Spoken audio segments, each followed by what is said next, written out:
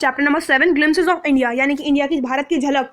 इसमें 3 टॉपिक्स हैं, या कह सकते हैं 3 स्टेट्स की बात है, गोवा, असम और कर्नाटका। तो हम पहले गोवा की देख लेते हैं। A baker from Goa. इसमें बेकर की बहुत इंपॉर्टेंस बताई गई है कि इस गोवा में बेकर की कितनी इंपॉर्टेंस है, वो बताया गया। और जो जिसके राइटर कौन है, Lucio Rodriguez. Who is the writer of this story? Lucio Rodriguez. ठीक है, तो अब चलो सब पॉइंट्स में दे रखे हैं, इसे हम चैप्टर इजीली रिवाइज कर सकते हैं, वन शॉट रिवीजन कह सकते हैं इसे आप। In this chapter the author gives us glimpse of old Portuguese days in Goa, यानी कि इस चैप्टर में जो ऑथर है हमारे, उन्होंने glimpse of old Portuguese days in Goa, glimpse यानी कि झलक दे रहे हैं पुराने पुर्तगाल दिनों के। गोवा में पहले पोर्टुगीज का रूल था, सबको पता ही होगा I hope. The writer remembers the baker also known as pader. जो राइटर है वो बेकर को याद कर रहा है, जिन्हें बेकर को क्या कहते हैं हम, पैडर। तो इसमें यही है कि जो राइटर है वो उस टाइम के बेकर्स को याद कर रहा है, और जो वहाँ के लोग हैं वो ओल्ड पोर्टुगीज के डेज को याद कर रहे हैं। ओके, फिर सेकंड पॉइंट क्या है, the baker was a friend and companion. जो बेकर था ना वो फ्रेंड और कंपेनियन था, किसका, राइटर का। यहाँ पे राइटर अपनी बात कर रहे हैं। He used to come twice a day. जो बेकर था, या कह सकते हैं पैडर, एक दिन में 2 बार आता था। Once in the morning on his selling round and again in evening. One time तो वो मॉर्निंग में आता था अपने ब्रेड को सेल करने के लिए, एंड अगेन इन इवनिंग, शाम को आता था जब पूरे उसके ब्रेड्स खत्म हो जाते थे। Baker would enter with a झंझंग sound with basket on his head. मतलब जो बेकर था एंटर करता था झंझंग साउंड से, अपने सर में, उसके सर में बास्केट रखी रहती थी। द जिंगलिंग थर्ड of bamboo use to wake up the children from their sleep. और जो आवाज़ होती थी बैम्बो की, उससे ना जो बच्चे सोए हुए होते थे वो बच्चे उठ जाते थे। Marriage in ceremonies were meaningless without cakes and बोलियंस। जो मैरिजेस और शादियाँ वगैरह सेरेमनीज वो सारी मीनिंगलेस थी बिना केक और बोलियंस के। मतलब यहाँ पे ऐसा था कि इमेजिन कर, आपको एक एग्जांपल देती हूँ कि इमेजिन कीजिए तुम्हारा बर्थडे, वो भी बिना केक की।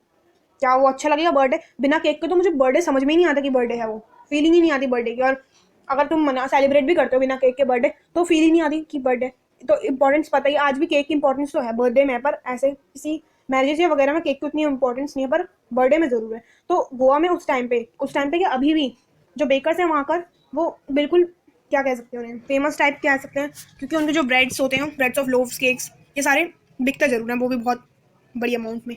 The baker had the peculiar dress known as कबाई। जो बेकर की थी एक ड्रेस थी, उसे हम कबाई बोलते हैं। It was a single piece long frock reaching down to the knees. वो एक फ्रॉक थी घुटनों से नीचे तक की। Baker usually collected his bills at the end of the month. Month के लास्ट में जो बेकर्स थे वो बिल्स कलेक्ट करते थे। Monthly accounts was recorded on some wall in pencil. मतलब पेंसिल से वो लिख देते थे किसी की भी दीवार पे, सारा हिसाब किताब लिखते थे, जैसे इसने इतने रुपए लिए, इसने इसको इतने रुपए देने हैं, तो वो सब लिखते थे। Baking was a profitable profession. Baking जो है वो बहुत ही प्रॉफिटेबल प्रोफेशन है। जैसे आज का टाइम पे profession in the sense engineering, doctor, dancing, singing, ये सारे प्रोफेशन है, तो उसी तरीके से बेकिंग भी प्रॉफिटेबल प्रोफेशन था। The plump physique of bakers was an open testimony to this. मतलब हम ऐसे कह रहे हैं कि वो प्रॉफिटेबल बिजनेस है, वो हम किस उससे कह रहे हैं? तो उनके जो प्लम फिजिंग, अब उनकी बॉडी देखोगे तो वो मोटे, ताज़े, अच्छे खासे होंगे। जैसे जैक फ्रूट नहीं होता, कटहल, उस टाइप के ही होते हैं वो। उनका नेचर, फिजिकल अपीयरेंस ऐसी होता है। Even today person with jackfruit like appearance is compare to be baker. मतलब अगर आज भी हम गोवा चले जाएं, अगर हम वहाँ पर किसी बेकर को देख लेते हैं, वो जैक फ्रूट की तरह दिखते हैं, तो हम उसे किससे कंपेयर करते हैं? बेकर। कोई भी बंदा तुम्हें दिख रहा हो जैक फ्रूट के, उसे हम बेकर समझने लग जाते हैं। तो अब इसके कुछ क्वेश्चंस हैं, उन्हें देख लेते हैं, उन्हें भी करते हैं solve. What are the elders in Goa nostalgic about? जो वहाँ के जो एल्डर्स थे वो किस चीज़ के बारे में सोच रहे थे? Old Portuguese days and famous loaves of breads. इसके यहाँ पे आंसर्स भी हैं, यहाँ पे देखो। The baker in Goa are nostalgic about good old Portuguese days and their famous loaves of bread. इस चीज़ के लिए नॉस्टैल्जिक थे। नॉस्टैल्जिक यानी कि रिमेंबरिंग, याद करना। गुड पोर्टुगीज डेज के दिनों को याद करते हो, फेमस लॉव्स ऑफ ब्रेड्स को याद कर रहे थे। What is the baker called? Baker को क्या कहते थे वहाँ पर? पैडर। ये याद रख लो, इंपॉर्टेंट वर्ड है पैडर। ठीक है, गुड, याद हो गया जी। Yes.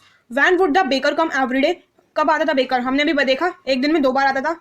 Y did the children run to meet him? The children run to meet him for sweet bread bangles. किस चीज़ के लिए? स्वीट ब्रेड बैंगल्स के लिए। तुम्हें पता है, स्टोरी तुमने पढ़ी होगी कि चिल्ड्रंस को लोव्स ऑफ ब्रेड से कोई मतलब नहीं था, ना उनको कुछ देखना था। वो सीधा जाते थे, उठते थे, जैसे झंझिंग साउंड सुनते थे वैसे भागते थे, और ब्रेड बैंगल्स के लिए जाते थे और मांगते थे, और वो उन्हें दे देते थे। ठीक है ना? और जो लोव्स ऑफ ब्रेड्स हैं वो तो उनके जो घर के सर्वेंट्स होते थे वो लेते थे, पर बच्चे तो मन के सच्चे, उनको मीठी चीज़ ब्रेड बैंगल्स बहुत पसंद थी, तो वही खाने। तो इसका पूरा आंसर ये होगा, the baker would come twice a day. The children run to meet him for sweet bread bangles. ठीक है। What did the bakers wear? Baker क्या पहनते थे? Kabai, the half pant. इसे हाफ पैंट भी कह सकते हैं, घुटनों तक की। Where were the monthly accounts on the baker recorded on the wall in pencil, मतलब दीवार पे लिखते थे पेंसिल से। Question number 6, what was the importance of baker in Goa, baker की क्या इंपॉर्टेंस है गोवा में।